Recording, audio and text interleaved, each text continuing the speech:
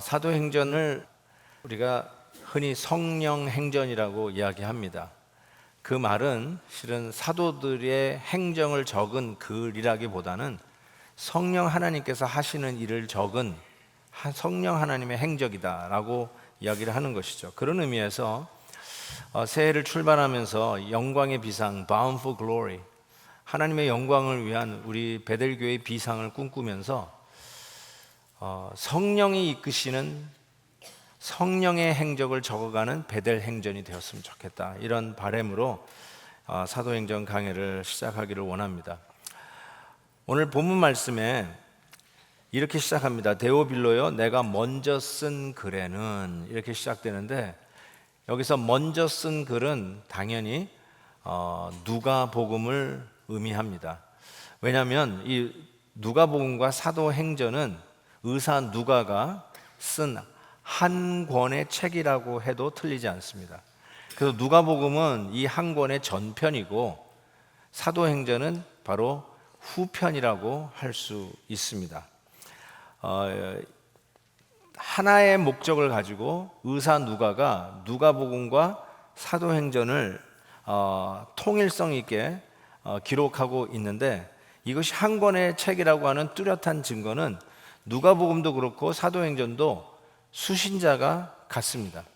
그래서 오늘 말씀에 데오빌로요, 내가 먼저 쓴 글에는, 이렇게 시작한 것처럼 누가복음도 그 모든 일을 근원부터 자세히 미루어 살핀 나도 데오빌로 각하에게 차례대로 써보내는 것이 좋은 줄 아노니, 이렇게 하면서 수신자가 같다는 것입니다. 물론 이 데오빌로가 누구냐에 대해서는 학자들이 계속 이야기를 하는데, 혹자는 도미치안 황제의 조카 클레멘스의 익명이다. 그러니까 당시 정치적 지도자가 크리스찬이라고 하는 소위 커밍아웃을 하기가 참 모호한 그 시대에 익명을 써서 이야기했다는 말도 있고요. 혹은 로마 황제에게 사도 바울이 그 고소장을 상소를 하지 않습니까? 그 상소가 받아들여지도록 옆에서 도왔던 자가 데오빌로라고 이야기하는 분도 있습니다. 어쨌든 이 누가복음과 사도행전, 이렇게 해서 누가복음을 읽으신 후에 요한복음을 읽기보다는 사도행전으로 바로 들어가시면 이것이 계속 이어지는 한 권의 책인 것을 금방 눈치챌 수 있습니다.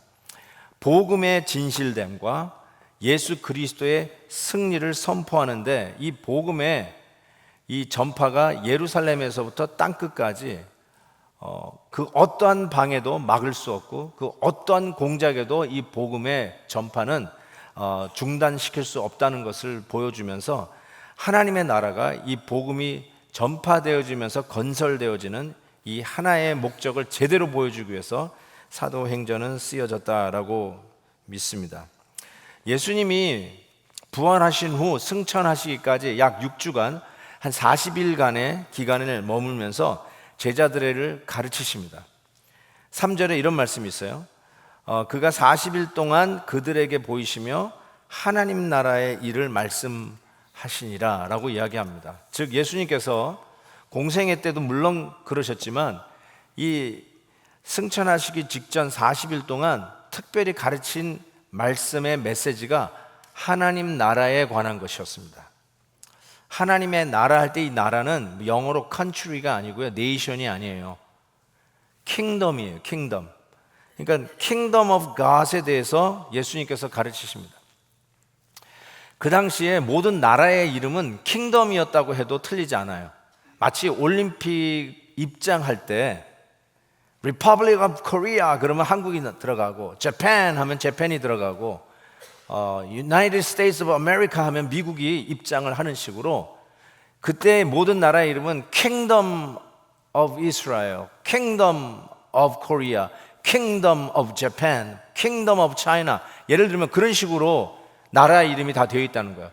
그래서 이 킹덤이라는 말이 익숙한 그 당시 사람들에게 예수님이 뭘 가르치냐면 Kingdom of God, 하나님 나라에 대해서 가르치셨다는 것입니다. 그 의미를 좀 더 살펴보겠는데요, 이 Kingdom of God, 하나님 나라를 대해서 말씀하신 후에 4절에 이렇게 말씀하세요.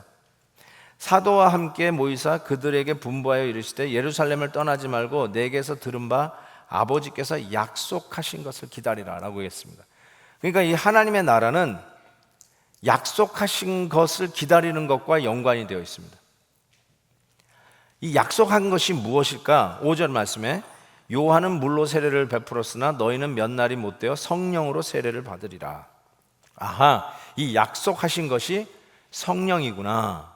그래서 우리가 사도행전 2장에 나오는 성령 강림, 오순절 성령 강림 사건, 그 성령의 강림을 기다리라고 하는 것임을 우리가 알 수가 있습니다. 그러니까 이 세상 나라, 이 kingdom of this world, 이 세상 나라에는 나름대로의 시스템이 있을 거예요. 그런데 주님이 가르쳐 주신 이 하나님의 나라는 성령과 연관되어 있어요. 하나님의 나라와 성령, 이것은 실은 새로운 개념은 아니에요. 이미 구약에서부터 계속해서 앞으로 이루어질 메시아의 왕국, Kingdom of God, 하나님의 나라는 성령과 연관되어 있음을 누누이 강조합니다. 그래서 그 다가올 메시아의 나라를 예언하는 이사야서에서는 그 나라를 굉장히 판타시하게 그려내고 있어요. 그때는 저는 자는 사슴같이 뛸 것이며 말 못하는 자의 혀는 노래하리니 이는 광야에서 물이 솟겠고 사막에서 시내가 흐를 것입니다. 뜨거운 사막이 변하여 못이 될 것이며 메마른 땅이 변하여 원천이 될 것이며 승량에 눕던 곳에 풀과 갈대와 부들이 날 것이다. 이러한 나라가 올 것이라는 거예요. 그러면서 이런 나라가 어떻게 이루어지는가? 마침내 위에서부터 영을 우리에게 부어주시리니. 아하, 바로 이 기다리던 영, 약속하셨던 영, 성령이 우리에게 부어주신 그때에 이 나라가 이루어지는 것을 예언하고 있습니다. 이사야뿐만이 아니에요. 에스겔서에서 내가 그들에게 한 마음을 주고 그 속에 새 영을 주며 그 몸에서 돌 같은 마음을 제거하고 살처럼 부드러운 마음을 준다라고 약속하십니다. 앞으로 이루어질 그 의의 나라, 메시아의 나라는 이 성령과 연관되었음을 이야기하고요. 우리가 사도행전 2장에 나오는 오순절 성령 강림 사건에 그 마지막 때에 하나님의 영이 남종과 여종에 가림없이 부어주신다는 그 예언의 말씀은 실은 요엘서에 나오는 말씀이죠. 요엘서에서 그 후에 내가 내 영을 만민에게 부어주리니 너희 자녀들이 장래일을 말할 것이며 너희 늙은이는 꿈을 꾸며 너희 젊은이들은 이상을 볼 것이며 내가 또 내 영을 남종과 여종에게 부어줄 것이다. 그 나라의 완성, 그 나라의 시작은 하나님께서 약속하신 성령과 직접 연결되어 있음을 가르쳐 줍니다. 자, 이 이야기를 하니까 제자들이 예수님과 3년 동고동락했던 제자들이 드디어 질문을 던지는 거예요. 뭐라고 질문하냐면 그들이 모였을 때 예수께 여쭈어 이르되 주께서 이스라엘 나라를 회복하심이 이때니까 라고 물었어요. 예수님은요 하나님의 나라에 대해서 가르치셨어요. 그리고 약속하신 것을 기다리라. Kingdom of God에 대해서 가르치고 있는데 제자들이 뭐라고 얘기하면 Kingdom of Israel에 대해서 묻고 있어요. 그러니까 제자들이 오해를 한 것이죠. 근데 이해는 돼요.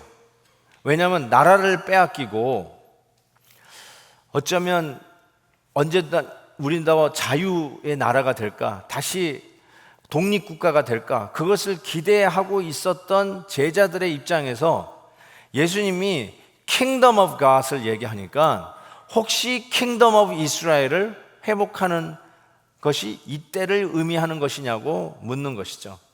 이해는 됩니다. 그러나 오해를 했죠.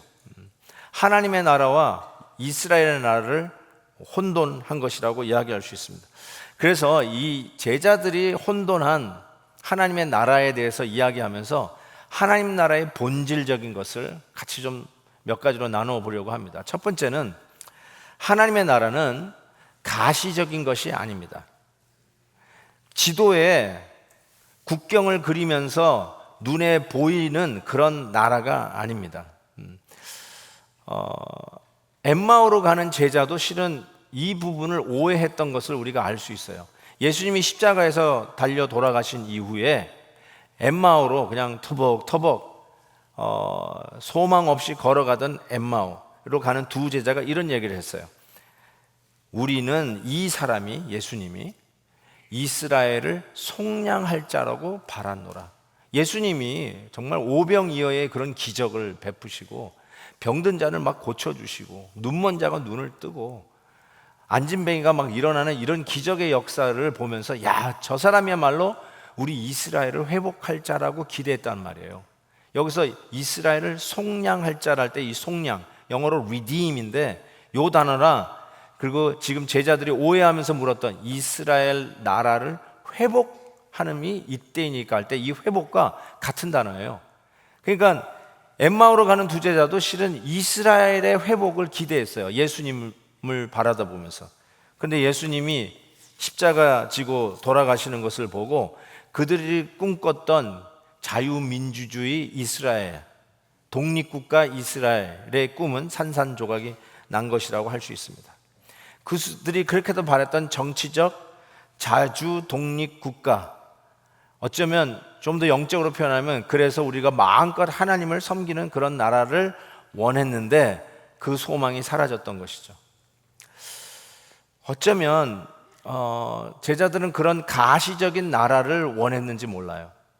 그런데 하나님의 나라는 그렇게 눈에 보이는 가시적인 나라가 아니라고 하면서 예수님의 대답은 이와 같았어요. 7절에 때와 시기는 아버지께서 자기의 권한에 두셨으니 너희가 알 바 아니요.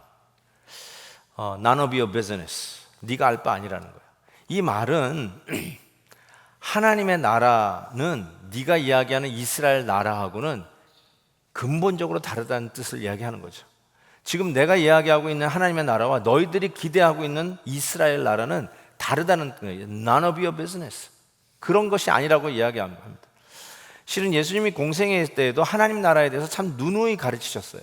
그래서 이 누가복음에 보면 예수님이 하나님 나라에 대해서 어떻게 하면 가르쳐 줄까라고 하는 그 말씀이 나와요. 누가복음 13장에 보면 하나님의 나라가 무엇과 같을까?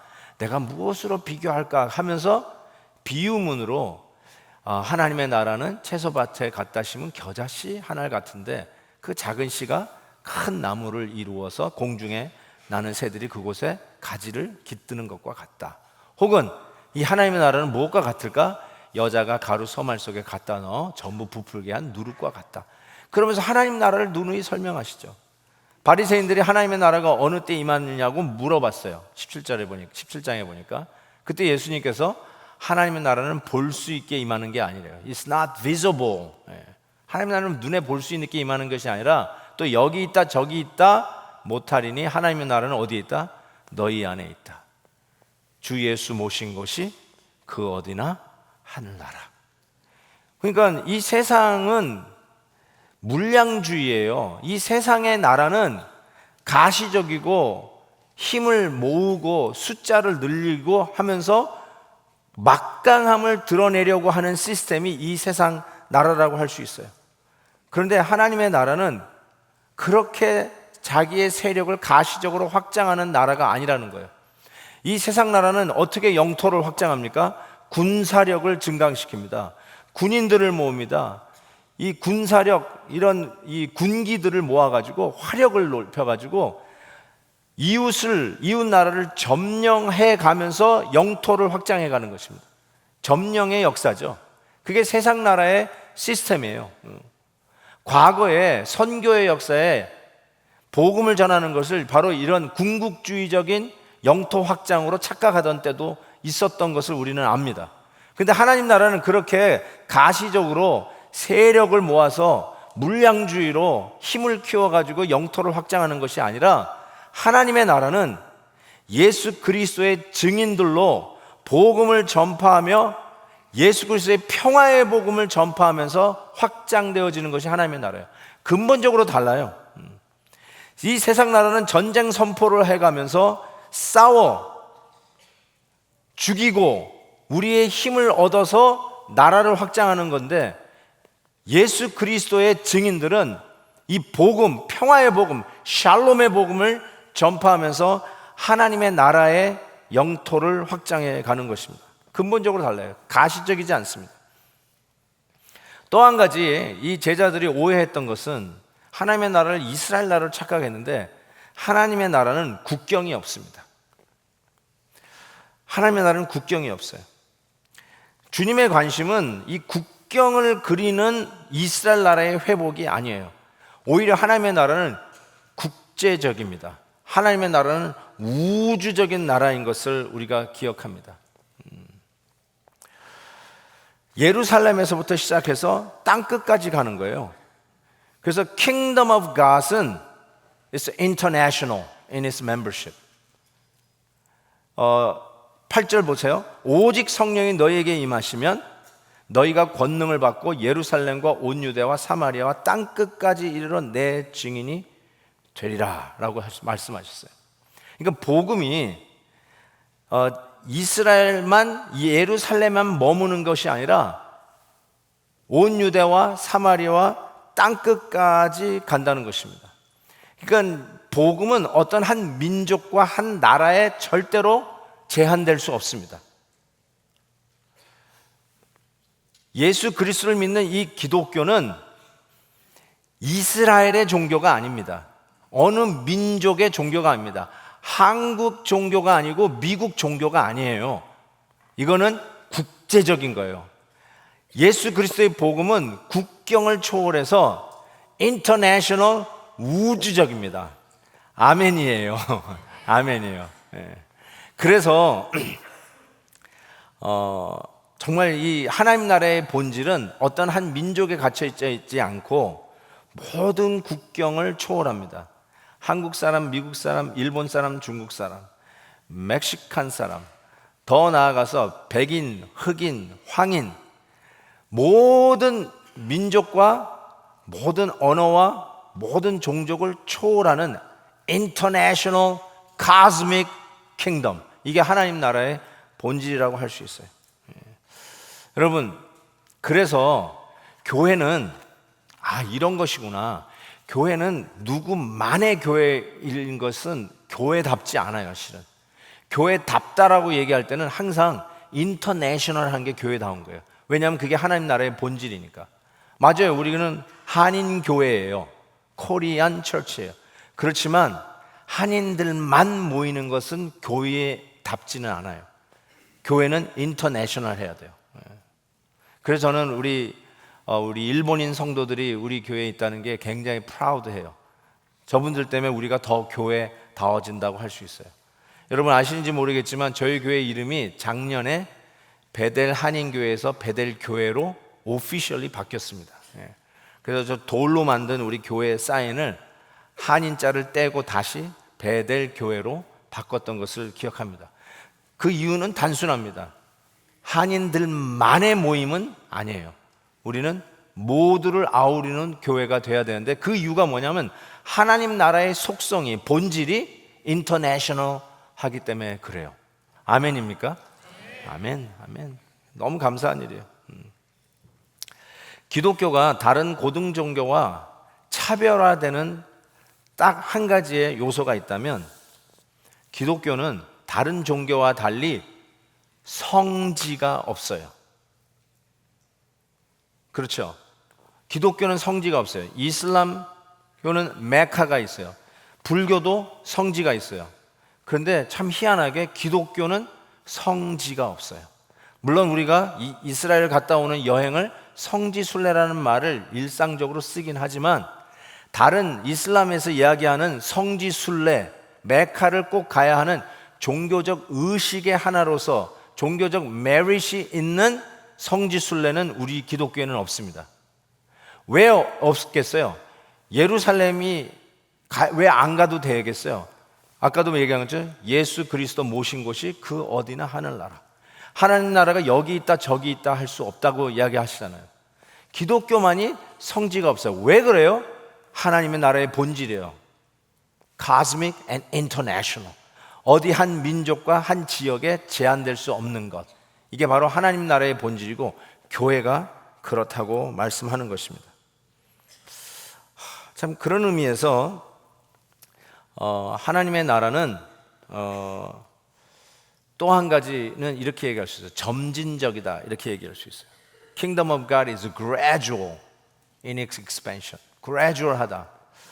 이게 어떤 의미냐면요, 하나님의 나라는 시간을 가는 것이 아니라고 얘기했잖아요. 이스라엘 나라를 회복하면 이때니까 그랬더니 예수님께서 그랬어요. 그때는 아무도 모른다. It's none of your business. 시간 문제가 아니라는 뜻이에요. 그래서 마가복음에서 예수님께서는 그랬어요. 심지어는 이 일은 하늘에 있는 천사도 모르고 나도 모른다, 아들도 모른다, 아버지만 아신다, 이런 말씀을 하셨어요. 전지하신 하나님 예수 그리스도께서 I don't know라는 말은 굉장히 이게 모순된 이야기를 한다 할 수 있지만, 예수님이 무식해서 모른다는 뜻이 아니라 이거는 아버지의 권한, 아버지의 영역이라는 거예요. 하나님 아버지의 영역이라는 거예요. 그리고 하나님의 나라는 시간에 관한 얘기가 아니에요. 어느 때에 관한 때에 대한 이야기가 아니라고 얘기하고 있어요. 그러니까 이 때에 대해서 집착하고 언제 예수님이 재림하는가, 이 때에 대해서 집착하는 것은 그렇게 건전한 신앙은 아니에요. 하나님의 나라는 때에 관한 얘기가 아니에요. 근데 한 가지 제가 더 말씀드리고 싶은 게 있어요. 하나님의 나라는 장소에 관한 것도 아니에요. 하나님의 나라는 때에 관한 것도 아니고 장소에 관한 것도 아니야. 왜요? 항상 시공을 초월하는 것이 하나님의 나라라는 것을 알 수가 있어요. 그래서 세상에서는 영토 확장이에요. 근데 하나님의 나라는 이 장소를, 공간을 확장하는 것이라기보다 영향력을 확산하는 게 하나님 나라의 본질이에요. 이게 굉장히 좀 비슷한 말인데도 조금 더 우리 한국말이 이 부분은 뉘앙스가 더 진하게 와닿는 것 같아요. 확장이 아니라 expansion, 영어로도 expansion인데 확장이 아니라 확산이에요. 확산, 영향력의 확산이에요. 그런 의미에서 하나님의 나라는 점진적이라고 이야기할 수 있어요. 하나님 나라의 증인이 어떻게 될 수 있을까? 예수님께서 그랬어요. 기다리래요. wait. 우리는 나름대로 내 어젠다, 내 계획, 나의 어떤 노하우를 가지고 내 나름대로의 킹덤을 세워가려고 하는 것으로 꽉 차 있는지 몰라요. 이 세상 시스템이에요. 그렇게 접근하는 제자들에게 예수님께서 It's none of your business. wait. 기다리래요. 이게 너무너무나 중요한 말이에요.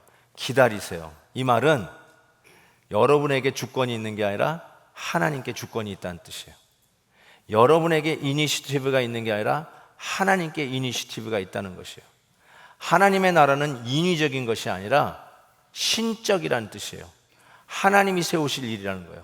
그래서 인간적인 기믹, 인간적인 어떤 어젠다, 여러분이 생각하는 물량주의의 확장을 통해서 여러분의 영토를 확장하는 이 세상의 시스템과 다른 하나님의 나라는 하나님께서 하신다는 차원에서 성령께서 이루어 가시는 행전이지, 사람이 만드는 인간 업적과 성공을 자랑하는 행전이 아니라 하나님께서 만들어 가실 나라, 성령께서 이끌어 가실 행전, 그런 의미에서 사도행전은 성령의 행전이고 우리 교회는 그런 의미에서 베델 행전을 써가야 하는 교회입니다. 어느 교회의 모토가 Acts 29이라는 거 봤어요. 사도행전은 28장까지 있어요. 근데 그 교회 모토가 Acts 29이에요. 메시지가 오더라고요. 아하, 이런 것이구나. 그 다음부터는 성령 하나님께서 우리 교회를 이끌어 가시는 교회가 될 것을 기대하고 바라는 마음이죠. 그런 의미에서 사도행전 29장은 베델 행전이 되어야 된다고 믿습니다.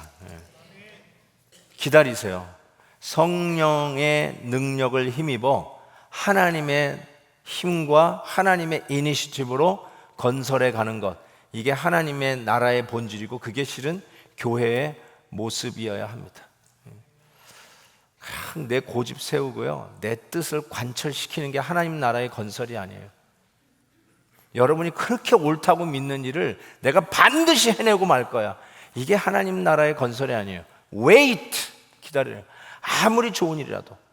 여러분, 나라를 빼앗긴 이스라엘이 자주 독립하는 게 뭐가 나쁜 일이에요? 좋은 일이에요. 맞아요. 근데 주님께서 그랬어요. wait, 기다리라고 그랬어요. 하나님의 나라의 본질이 거기에 있는 게 아니죠.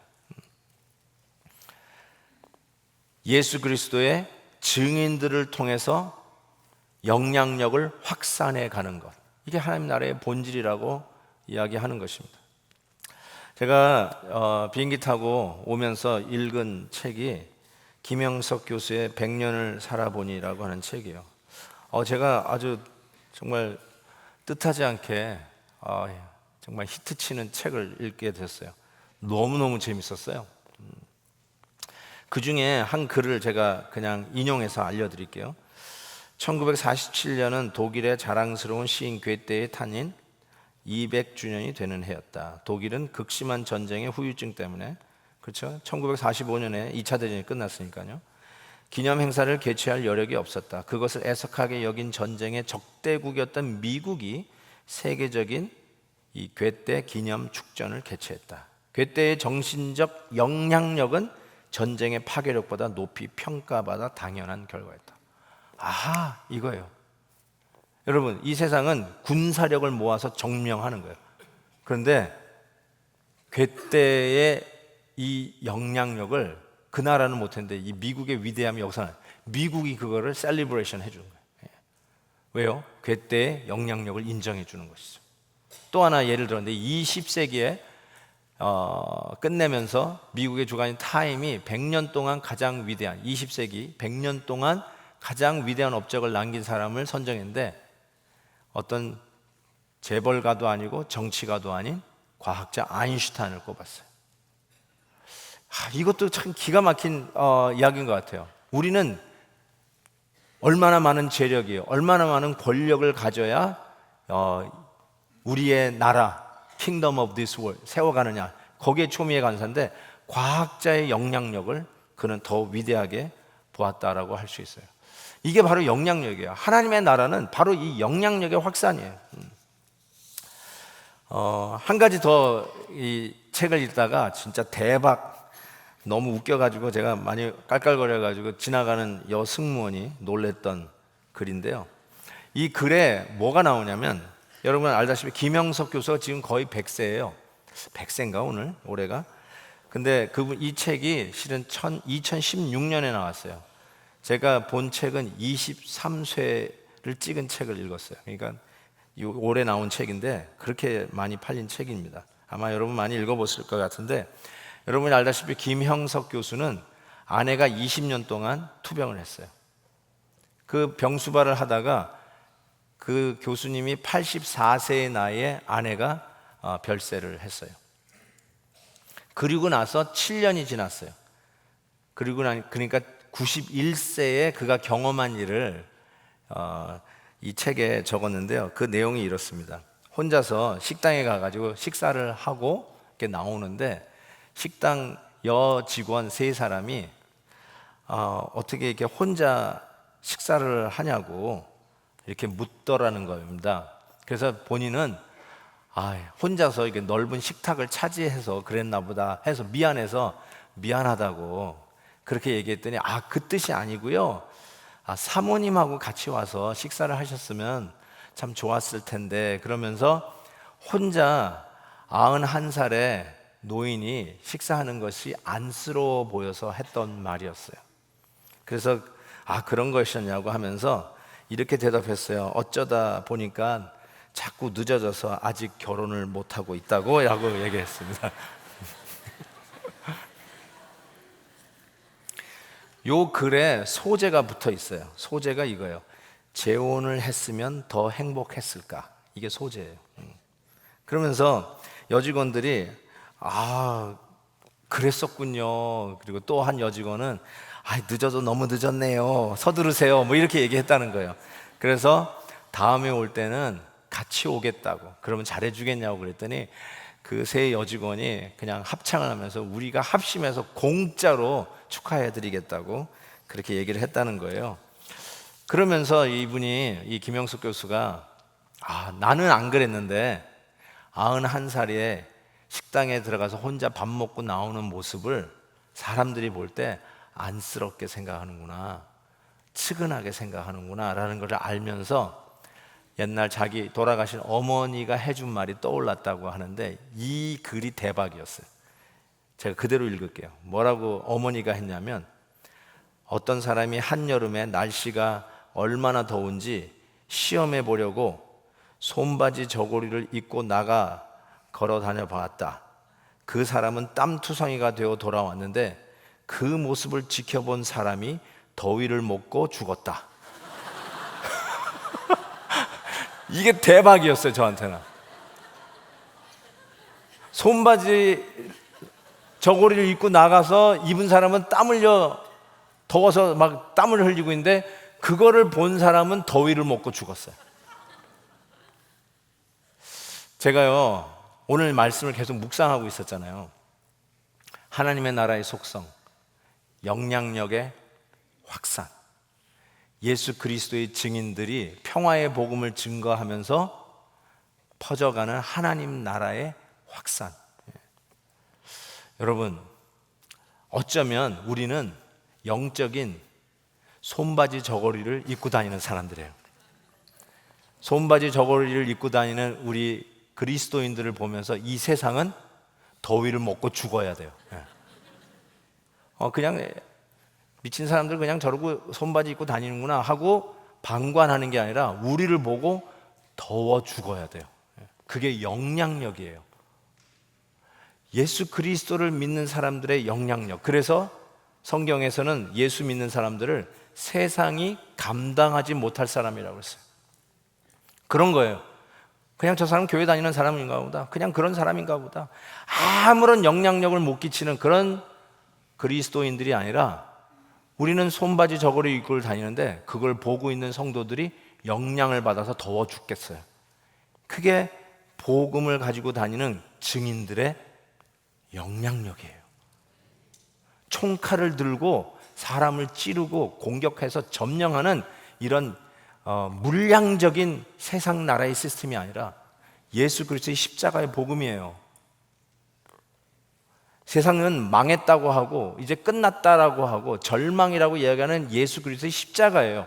그런데 그 십자가를 믿는 우리 성도들은 세상은 졌다라고 하고 낙오했다라고 끝났다라고 하는 바로 그 십자가의 복음을 가지고 증인의 역할로 세상이 더워 죽게 만드는, 세상이 감당하지 못하는 그리스도의 생명력, 성령의 능력으로 나타날 수밖에 없는 영향력을 확산해가는 공동체, 그게 하나님 나라의 본질이고 그게 교회의 모습이라는 거예요. 이제부터 써갈 베델 행전이 더 기대되어집니다. 성령께서 우리에게 찾아오시고 우리의 어젠다가 아닌 하나님의 어젠다로, 우리의 능력이 아닌 하나님의 능력으로 덧입히셔서 예루살렘에서 땅끝까지 시공을 초월하며 하나님 나라의 영향력을 확산하는 믿음의 공동체로 Bound for Glory, 영광에 비상하는 우리 베델 공동체 되기를 주의 이름으로 축복합니다. 내 영혼이 은총 입어. 우리 찬양 한번 할까요? 우리 1절 부르시면서 특별히 후렴 부분 찬양하세. 내 모든 죄 사함 받고 주 예수와 동행하니 그 어디나 하늘나라. 주님 모신 여러분이 이 안이 이게 천국이에요. 이게 하나님 나라예요. 하나님 나라가 여러분 안에 있고 여러분은 걸어다니는 하나님의 나라, 그 영향력을 확산하는 예수 그리스도의 향기, 편지가 될 걸 믿습니다. 우리 찬양합시다. 1절 내 영혼이 은총 입어. 내 영혼이 은총 입어 주만 죄짐 얻고 보니 슬픔 많은 이 세상도 천국으로 와도다. 할렐루야 찬양하세. 내 모든 죄 사함 받고 주 예수와 동행하리. 그 어디나 하늘나라. 할렐루야 할렐루야 찬양하세. 내 모든 죄 사함 받고 주 예수와 동행하니 그 어디나